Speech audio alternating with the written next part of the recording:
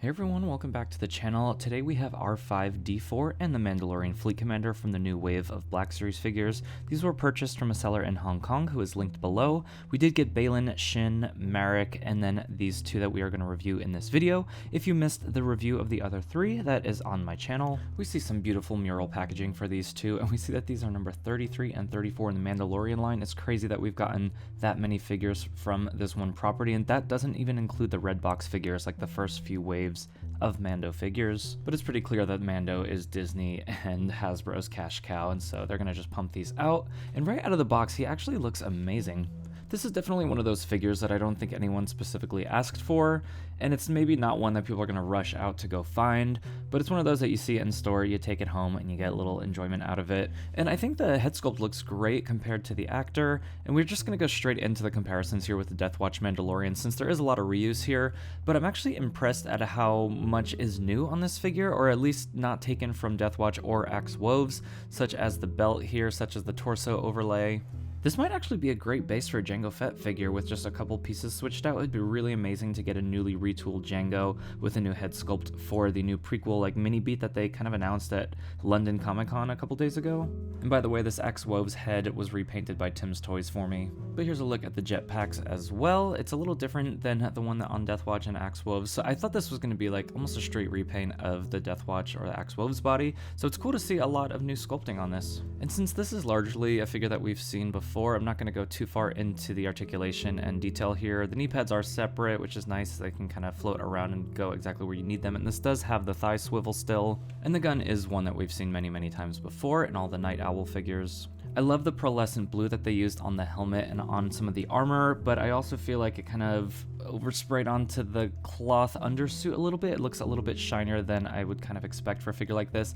And then the helmet is very loose, like you can just kind of put it on and off without the figure moving at all. Definitely just kind of floats on there. A little piece of black tack on the top of the head will take care of that. Not the biggest deal in the world, and it's better than a helmet that is so tight that it scratches the paint. One more quick comparison to Axe Woves and Cosca Reeves here. I did do some dry brushing on them, so they might look a little bit shinier than normal, but they're looking pretty solid together. And now I gotta bring in my boy R5-D4. This was such an exciting release. I love this character, and I actually ended up getting the Bandai model kit and having Frederick's Figures repaint it for me to weather up, which I'll show you a little bit in the video. But let's see how this one holds up, and of course we're gonna compare it to the R2-D2. First impressions here are excellent. If you do have the new R2-D2, you know how beautiful that figure is in hand. Really nice and crisp, clean paint job and sculpt. Given that this is the same body sculpt as R2, these panels are pretty difficult to open. It's definitely better than them being loose, but you do need to kind of get like a blade in there somehow. I had to use like a steak knife and just kind of stick the tip under there to pull those open. But once you do get those open, this is what they look like. Again, the same body as the new R2-D2, so I'm not going to go too far into detail about that. Let's take a look at the accessories that he comes with here. I thought they would be the same as R2, but they look a little different. I'm not going to try to name these because I have no idea what these all are, but I will just give you a clear look. This one comes with the Hot Toys as well. I think it goes on top of his head, so we're going to try that out in a little bit. And then he also comes with this little like taser looking one. And then this one here that I think is the same as the one that comes with R2.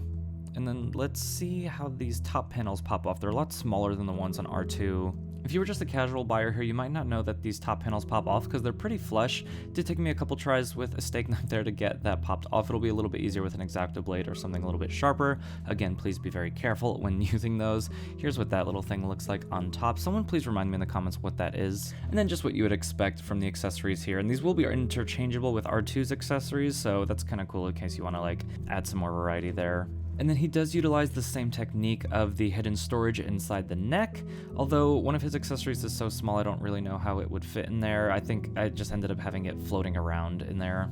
But with the R2, you remember the little scanner that pops out of his head in the Dagobah swamp? That accessory always jams up the mechanics here, and then if you like close it in, it doesn't pull back out very easily. Luckily, R4 doesn't have, or R5 doesn't have any accessories that are going to be too big, so it'll just have that nice seamless in and out.